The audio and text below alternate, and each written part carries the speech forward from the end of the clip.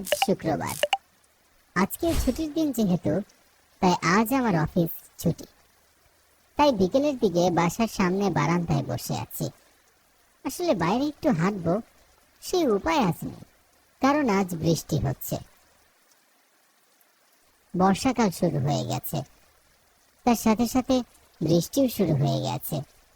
আকাশ সব সময় মেঘলা হয়ে আছে, কখনো জোরে বৃষ্টি বা কখনো আস্তে বৃষ্টি হচ্ছে, কিন্তু বৃষ্টি অবিরাম ধারায় পড়েই চলেছে। যাই হোক, আমি হচ্ছি সাইফুল ইসলাম। আমি সরকারি চাকরি করি, ঢাকাতে আমার কর্মক্ষেত্র।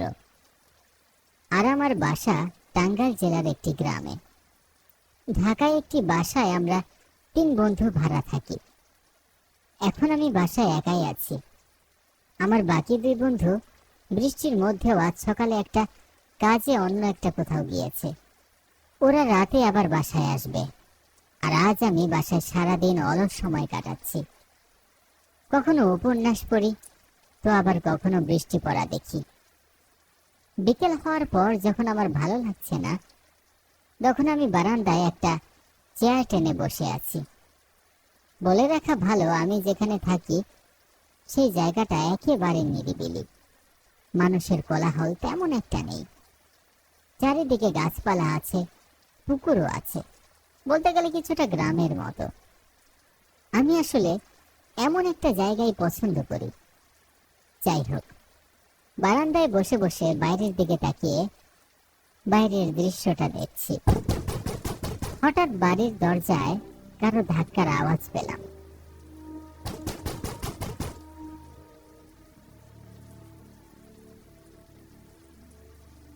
এই বৃষ্টির মধ্যে আবার কে আসলো? আমার বন্ধু তো রাতে আসবে বলেছে, কি জানি আবার এখনই আসলো নাকি।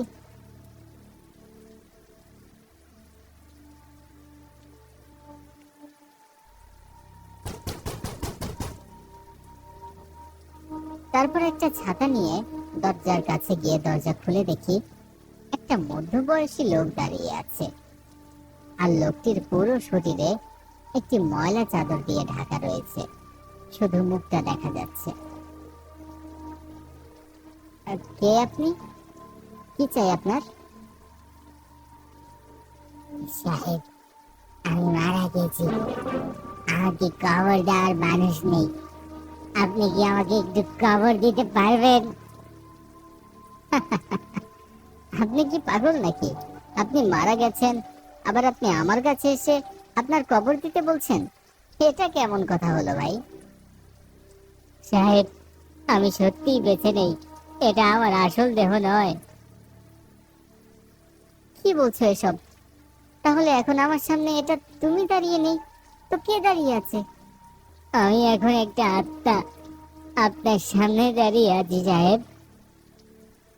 আচ্ছা, ধরে নিলাম তুমি আত্মা, তাহলে এটা বলো যে তোমার কবরে মাটি দেওয়ার জন্য আমাকেই অনুরোধ করছো কেন? অন্য কাউকে বলছো না কেন? আর তুমি আত্মা নিজেই কবর খুঁড়ে তোমার মৃতদেহটাকে কবর দিয়ে দিলেই তো হয়। আমি মারা যাওয়ার আগে স্বপ্ন দেখেছি আপনি আমার কবরে মাটি দিবেন, আর আমি নিজে নিজের কবরে মাটি দিতে পারি না, সেই ক্ষমতা আমার নেই সাহেব। স্বপ্ন দেখেছো আমি তোমার কবরে মাটি দিব? আচ্ছা, এটা বলো তো তুমি মারা গেলে কি করে? আমি একজন সফল ব্যবসায়ী সাহেব।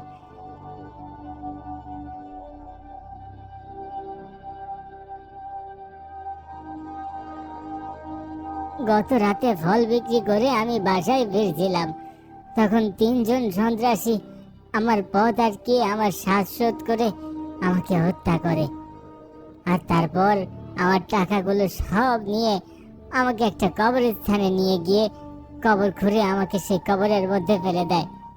কিন্তু আমার কবরে তারা মাটি দিতে পারেনি। তারা যেমনি আমায় মাটি দিতে যাবে, তখনই তাদের মুখ থেকে রক্ত বের হয়ে আসে আর তারা মারা যায়। এবং সেই 3 জন সন্ত্রাসী আমার কবরের পাশেই মরে পড়ে আছে। ওই 3 জন সন্ত্রাসীর মুখ থেকে রক্ত বের হয়ে মারা গেল কেন? আর যদি গত রাতে এই সব ঘটেই থাকে, তাহলে আজ সারাদিন তোমাদের মৃতদেহগুলো কোনো লোক দেখলো না কেন?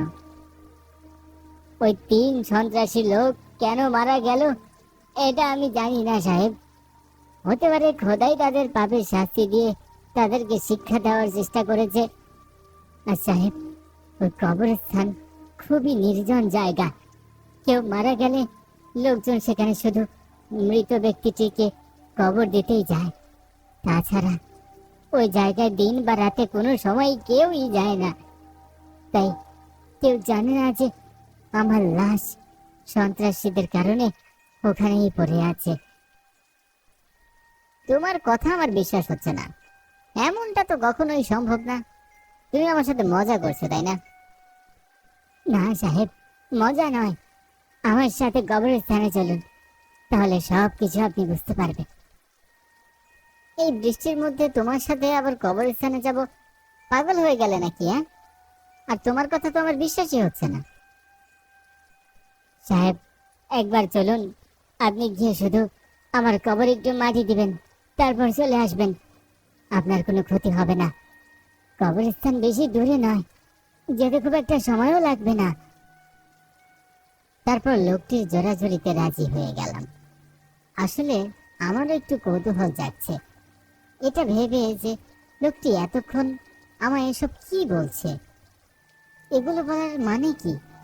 বিষয়টা পরিষ্কার হওয়া দরকার। আমি তো এখনো বিষয়টি বিশ্বাসই করতে পারছি না। আমার কাছে লোকটিকে তো পাগলই মনে হচ্ছে। যাই হোক, লোকটির সাথে যেতে আমি রাজি হলাম। বৃষ্টিও এখন তেমন জোরে পড়ছে না, এখন টিপটিপ করে বৃষ্টি পড়ছে।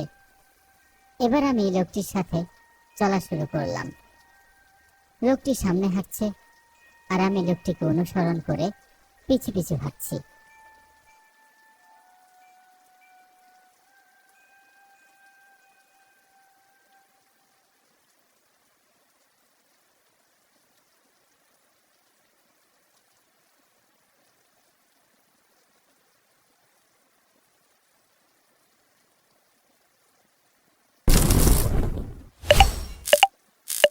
এভাবে আধ ঘন্টা হাঁটার পর একটা ছোটখাটো জঙ্গল পড়ল রাস্তার পাশে।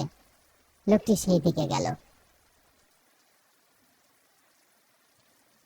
এবার আমি লোকটিকে ডাক দিলাম।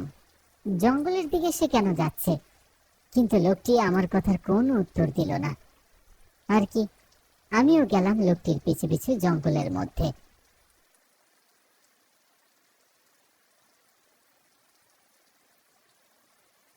প্রায় সন্ধ্যা হয়ে আসছে। এমন সময় সেই জঙ্গল পার হয়ে একটা কবরস্থানের কাছে আমরা এসে পড়লাম। কবরস্থানটা মাঝারি আকারের, তেমন একটা বড়ও নয়, আবার তেমন একটা ছোটও নয়।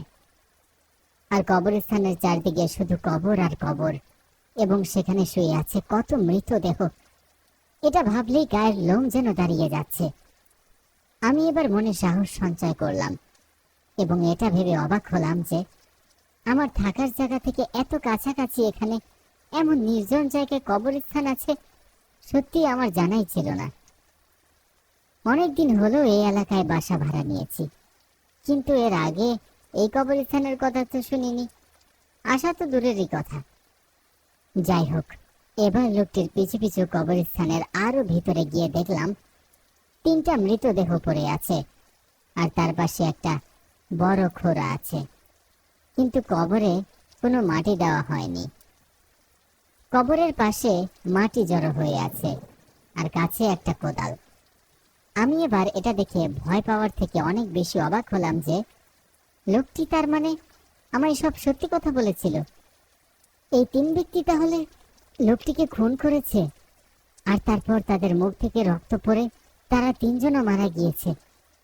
না, এটা তো কোনোভাবেই হতে পারে না।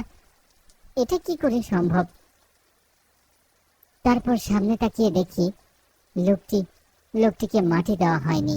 সে কবরস্থানের পাশে দাঁড়িয়ে কবরের মধ্যে তাকিয়ে আছে। এবার আমার অনেক কৌতূহল হলো, লোকটি কবরের মধ্যে তাকিয়ে কি দেখছে তা দেখার জন্য আমি এগিয়ে গেলাম।